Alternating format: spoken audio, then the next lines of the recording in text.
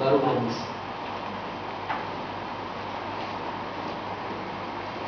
Jika orang tidak pernah merasakan pahit, tidak pernah merasakan manis. Orang yang manis saja, tak ada lagi sudah. Setelah itu pahit, mana manisnya? Ada. Allah, jika engkau sudah bertauhid, baru merasa syirik. Kita ini nggak merasa syirik, kita nggak bertauhid. Rasanya kita, tapi setelah tahu Allah, oh bukan kita ternyata. Setiap saat kita selalu memerangi diri kita sendiri. Ada aku kita juga benar jadi memerangi diri, karena kita nggak akan keluar dari diri kita, kembali lagi ke kita. Sudah tinggi ke Allah, balik lagi tinggi.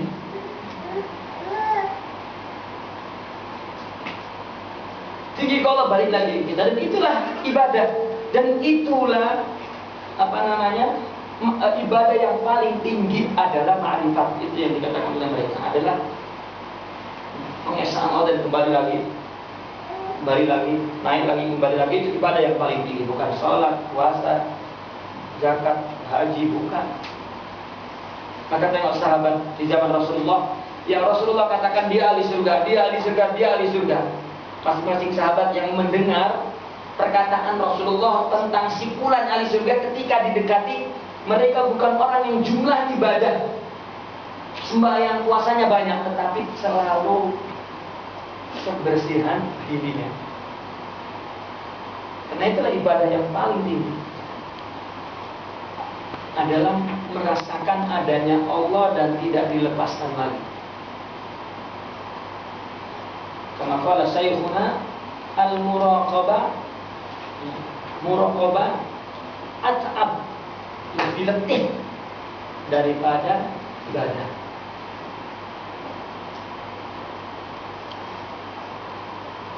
Musyahadah, muraqabah itu lebih letih daripada ibadah. Karena dia selalu menanggung beban syirik. Nggak merasa syirik. Kalau kita nggak merasa, emang udah syirik, udah nggak merasa apa-apa. Rasanya Allah dekat, nyaman, senang. Berarti tidak bertauhid jika tidak merasa syirik. Kullama wahadta bana laka syirk. Kalau sudah merasa syirik, maka tidak pernah dia memperbaharui. Kalau sudah merasa syirik, maka tidak pernah dia lengah. Apa lengah? Lengah betul. Lengah. Tidak pernah dia lalai. Lengah. Tidak pernah dia lengah sesaat pun akan adanya Allah. Kalau dia merasa syirik. Karena perasaan syirik itu adalah dia ada pengakuan dirinya, dan itu nafsu. Dan itu nggak akan pernah hilang, akan kembali lagi ke dirinya. Aku, bukan Allah. Maka akhirnya orang yang sudah kembali ke Allah, ya Allah, udah memang semua dari Allah, kita harus terima, ya Allah, sudah. Kenapa harus pakai marah, sedih-sedih begitu? Untuk mengatakan udah semua dari Allah, kita terima saja. Nggak perlu sedih, dari awal aja semua dari Allah, kan benar. Yang cakapnya tenang, semua dari Allah.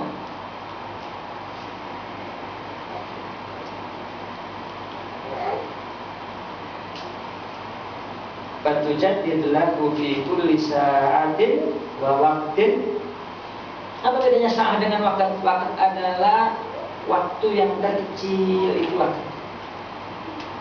Kalau sa'ah, satu saat. Kita berada di sini, ini sa'ah. Sa'ah itu berada di satu tempat dan di satu masa, belum berubah ke tempat lain, itu sa'ah. Di sini 1 jam sa'ah, atau 3 jam pun sa'ah. Bukan sa'ah yang 60 menit. Sa'ah satu jeda. Kita jeda di sini 2 jam, 3 jam, nanti begitu keluar dari sini itu sa'ah lain. Ketika. Hidup ini ketika. Nggak ada yang nggak ketika, semuanya ketika. Karena ketika itu adalah syukur Allah. ketika itu tajalli Allah. Kullu yaumin huwa fi sya'an. Setiap saat selalu dalam ketika. Maka kalau Sayyidina Abu Bakar, dia sudah mengenal Allah sebelum ketika. Tidaklah aku melihat Allah, melainkan aku sudah melihat. Tapi Sayyidina Umar, ma ra'aitu syai'an illa ra'aituhu illa ra'aitullah indah. Saya tidaklah melihat sesuatu, melainkan ketika itu saya melihat Allah. Allah. Dan Sayyidina Utsman, ma ra'aitu syai'an illa ra'aituhu ba'da illa ra'aitullah ba'da. Tidaklah aku melihat sesuatu, melainkan selepas itu aku melihat Allah.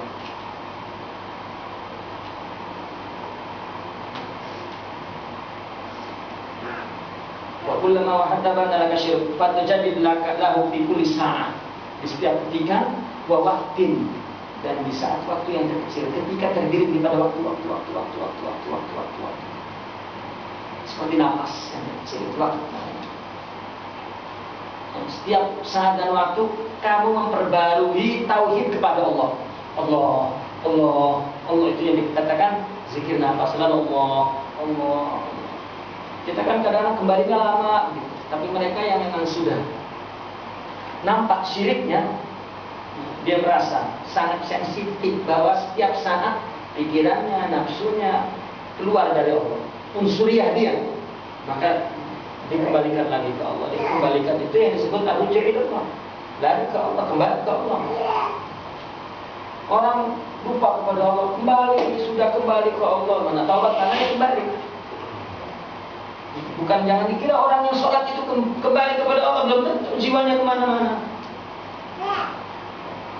Udah sholat pun kita masih minta rezeki lagi dari sholat, kan nggak kembali ke Allah. Orang rezeki itu sudah Allah tentukan, Pak. Bicara tentang rezeki, sebetulnya rezeki yang ngejar-ngejar kita. Walaupun kita kunci di rumah ini, kita masuk kamar, kita kunci lagi, kita pagar besi, mungkin ada nuklir dari Israel bawa uang 1 juta, tembus ke kamar dan tinggal di uang, nggak bisa. Nggak mungkin Allah nyiptain dari kasih rezeki. Maka kata Ibnu Arabi 2, kalau engkau yakin tak perlu cari uang, tapi kalau tak yakin harus dipukul, cari uang kalau cepat.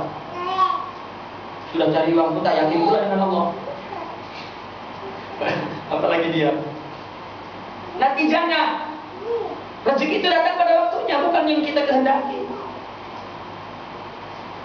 Tinggal nunggu aja sudah. Nunggunya itu nggak sabar, dia nggak tahu. Karena menurut kita masalahnya sekarang, setelah sudah lepas baru, oh ternyata masalahnya selepas itu loh. Kenapa pahamnya belakangan nggak awal? Macam orang tua kita sakit sudah 80 tahun. Kata orang tua, sudah lah, aku ini besok mati, tak perlu bawa ke hospital, tak perlu, sudah saya bawa hospital, saya mau mati. Tapi kata anak-anak yang bijak, taklah, ayah, supaya saya tak menyesal, kalau matilah nanti. Tapi saya berarti siapa pun tahu mati kok mati. Tapi kita supaya tidak menyesal, kita bawa ke rumah sakit. Berarti kita ini cari uang supaya kita menerima dan tidak menyesal kalau tak dapat dan dapat. Karena rezeki sudah ditentukan. Jadi nyari itu adalah untuk kesempurnaan emosional dan spiritual kita. Kalau sudah sempurna nggak perlu nyari, selesai sudah. Rezekinya datang sendiri. Datangnya bagaimana? Ya datang. Tahu-tahu dia berpikir ada mau jualan dapat. Enggak nunggu dari awal, benar. Orang yang nggak yakin ya harus nunggu dari awal supaya dia punya keyakinan menerima, merasa berbuat, merasa bekerja, bisa mensyukuri, bisa. Ini pun sambil letih nunggunya. Kalau mereka yang punya yang nggak letih, ya bang dia nyata cari Allah ya mau apa lagi, selesai. Dapat ya udah, nggak ya udah. Wah kenapa tak dapat, saya kena ini? Ya itulah karena dia punya kemaslahatan dia. Ini masalah keyakinan. Orang sudah tua baru yakin. Sudah nak, usaha saja Allah yang menentukan. Akhirnya yakin juga dia dapat. Tapi sudah memaki besok. Sudah di kursi roda pun baru dia cakap begitu. Kenapa nggak dari muda? Sudah marifat kepada Allah. Nunggunya itu ibadah. Nunggu itu ibadah. Nunggu kekasih kan ibadah. Ya Allah. Karena nggak cinta maka tadi nunggunya lama kepada Allah. Wa kullama kharajta anhum, kalau engkau keluar dari manusia membuat apa terus, itu kan ayat Allah juga. Sama dengan kita di luar diri kita, anhum, daripada orang lain. Jika engkau keluar dari orang lain berbuat apa kepada kita, berbuat buruk, berbuat mencaci, mengapa, itu Allah, tajalli Allah. Keluar dari mereka tidak berdaya apa-apapun di diri manusia. Keluar dari mereka, zada imanu, kepercayaan engkau kepada Allah makin kuat. Kullama kharajta anka, tetapi jika kita berhasil keluar dari kita, kau ya yakin, keyakinan kamu yang akan keluar.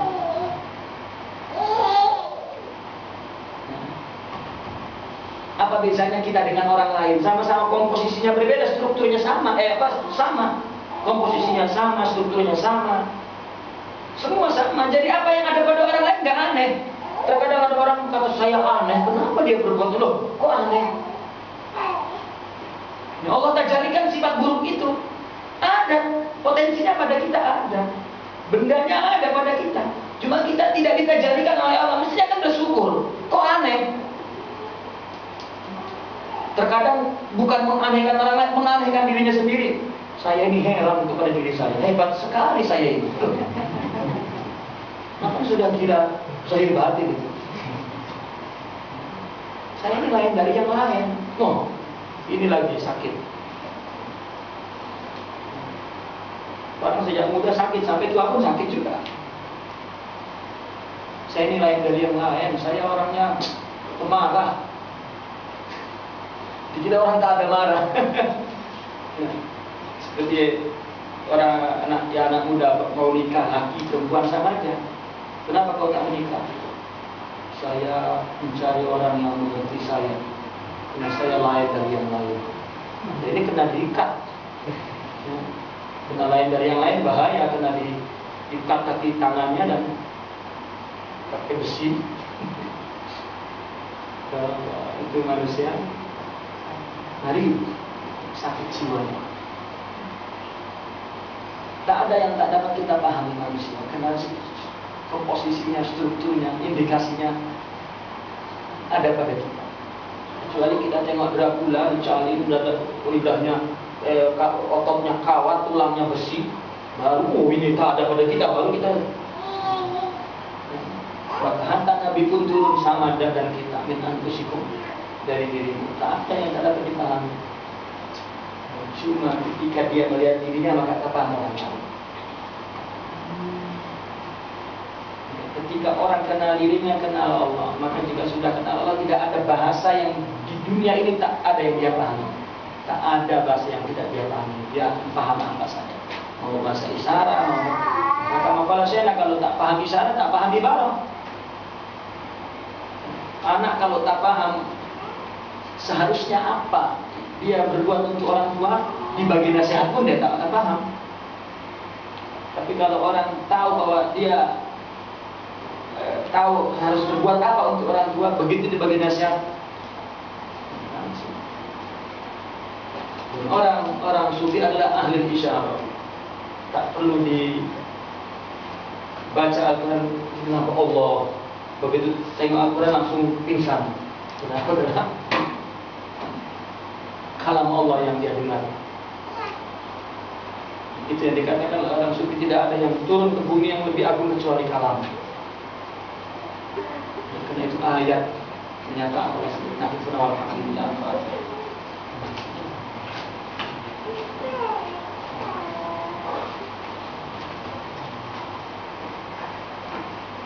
Kalau ada soalan seperti ini.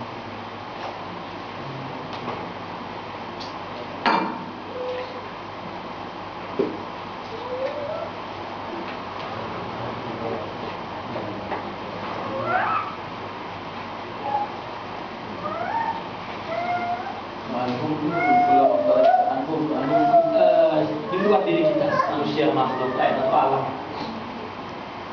Ulama kharajta anhum, ketika engkau melepaskan dirimu dari mereka, maka artinya yang di luar diri kita.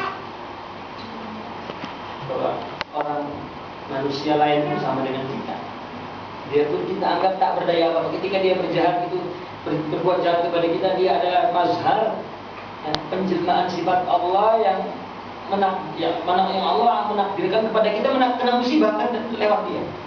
Jadi kharaj itu salah satu contohnya, kharaj anhu. Dan tidak bergantung kepada orang lain, itu kharaj anhu. Suami istri tak bergantung kepada suami. Karena kita memang lahir bergantung kepada orang sudah. Itu sudah hukum alam. Anak kepada orang tua, maka orang tua wafat. Sebetulnya bukan musibah kepada anak, tapi anugerah. Pelajaran bagi Allah untuk menunjukkan tanda-tanda kebesaran Allah. Kalau ada orang tua, mungkin orang tua menjadi halangan rezeki. Bahkan anaknya rezeki marifat, termasuk rezeki mandiri, rezeki dan sebagainya. Maka nggak ada yang musibah dari Allah, semuanya anugerah kalau dia paham. Karena musibah adalah bahasa nafsu, bahasa akal, bahasa manusia, bukan bahasa Tuhan. Kalau kita kembali ke hakikat, maka semuanya anugerah. Maka keluar dari mereka. Kalau kita anhum jadi iman. Percaya, tapi kalau keluar dari diri kita itu yakin.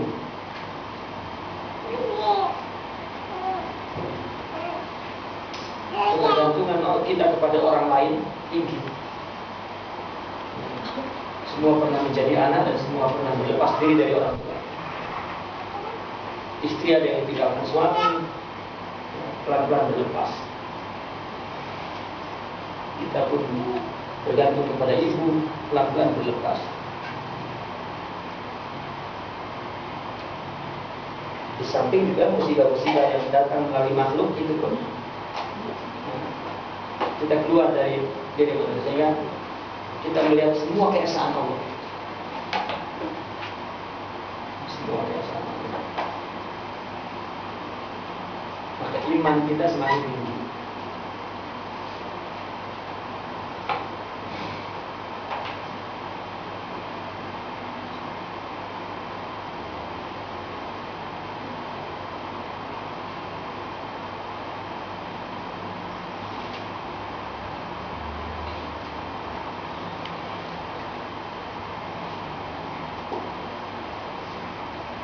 Nah, tasawuf ini adalah ilmu realiti.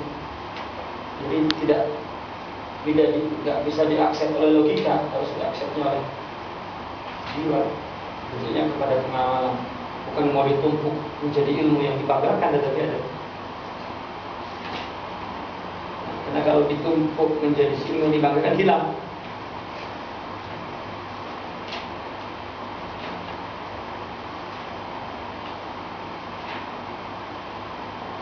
Ini disebut bahwa tasawuf adalah pencurian karakter atau sinergian dari rohaniah seseorang kepada rohaniah orang lain. Maka secara mistisnya kan di film-film itu pegang tangannya dipindahkan tenaga dalam.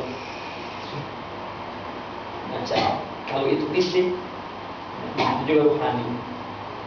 Sebetulnya setiap saat orang berinteraksi dengan orang lain ada pencurian karakter. Jadi di tempat sesuatu yang baru, lalu ada satu karakter yang baru, dia suka langsung berpindah diri kita.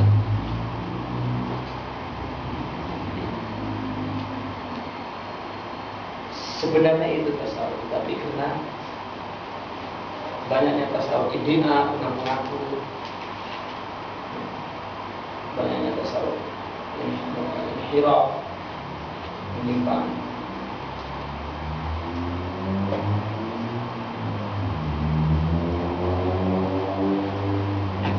nak beza akhlak baik yang dibuat-buat dengan akhlak yang hasil daripada mujahadah dengan bimbingan syekh, dengan zikir. Macam mana nak beza?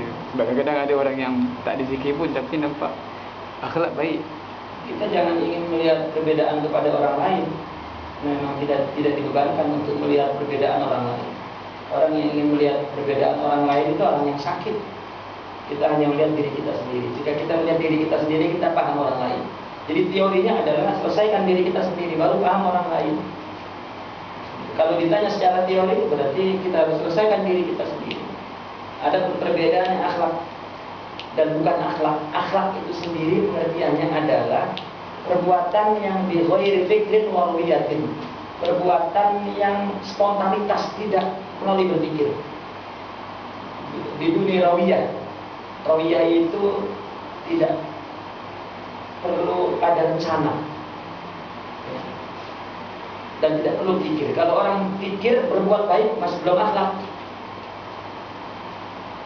Tengok ada sesuatu orang yang merusak, beri ini akhlak. Tapi jika 150 ya 50, enggak 25, 10 lah ini, meskipun beri belum jadi akhlak. Begitu juga tentang sabar, syukur, ridha. Begitu ditimpa musibah, masih belum.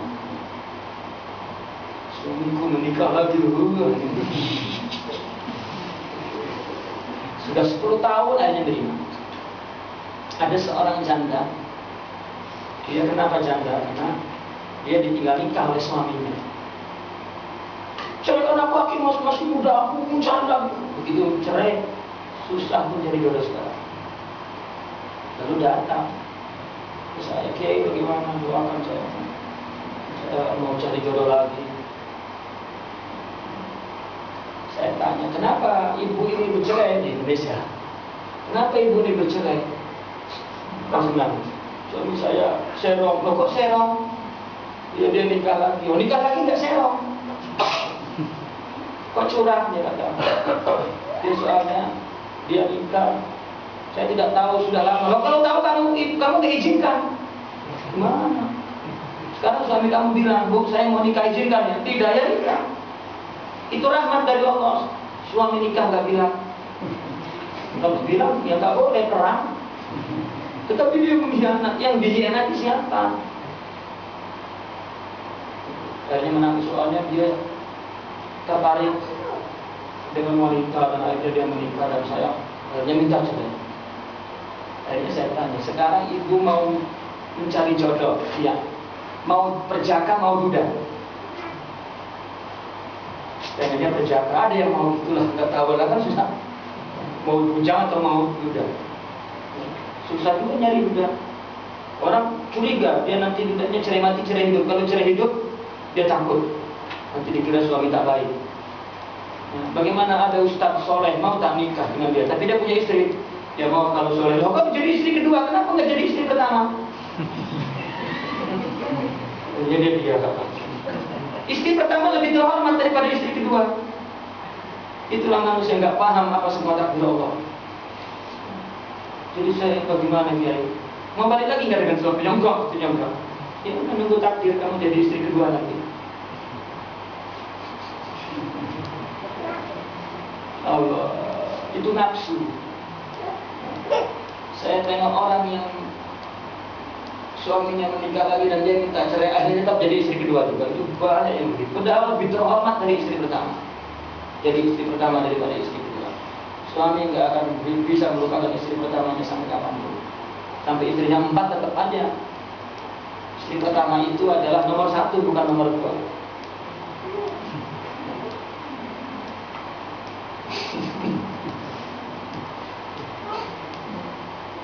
Akhirnya baru. Coba ibu sadari itu. Terima dengan takdir. Ibu akan mendapat kelembutan dari Allah dan akan mendapat pelajaran, ibrah dari semua kejadian. Kamu selalu katakan takdir. Maka ada doanya, Allahumma inni la as'aluka raddal qada walakin as'aluka lutfak fi. Ya Allah, aku tidak meminta untuk menolak takdirmu, tapi bagilah kelembutanku pada takdir yang menimpa. Itu sebetulnya.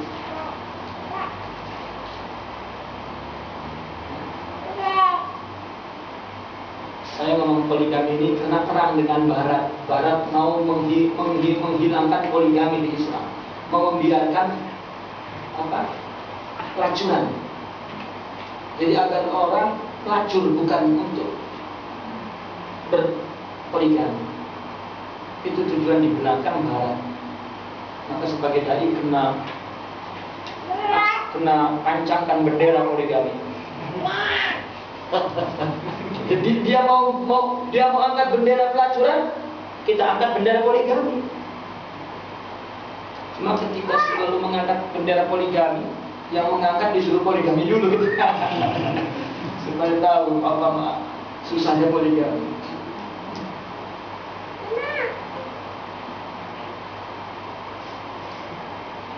Semua perempuan cakap itu kan, dia nikah tak bagi tahu saya, lalu tak bagi tahu tak dapat izin. Cuma perempuan. Ya, bu saya mau menikah kedua, habislah. Makanya alhamdulillah suaminya menikah tak bagi tahu. Sudah punya anak sudah, alhamdulillah. Karena coba kalau dibagi tahu, seorang perempuan tahan ya, terhadap malam pertamanya lelaki di istrinya. Dia tahu ini suaminya tengah melakukan malam pertama, mati berdiri nanti istri. Alhamdulillah nggak tahu sudah 2 tahun suaminya istrinya nikah lagi. Kata anak saya punya istri yang katanya dia terima poligami, pesannya begitu, kalau nikah jangan bilang sudah 3 bulan baru bilang. Ya iyalah kalau begitu, bilangnya nanti sudah 3 bulan.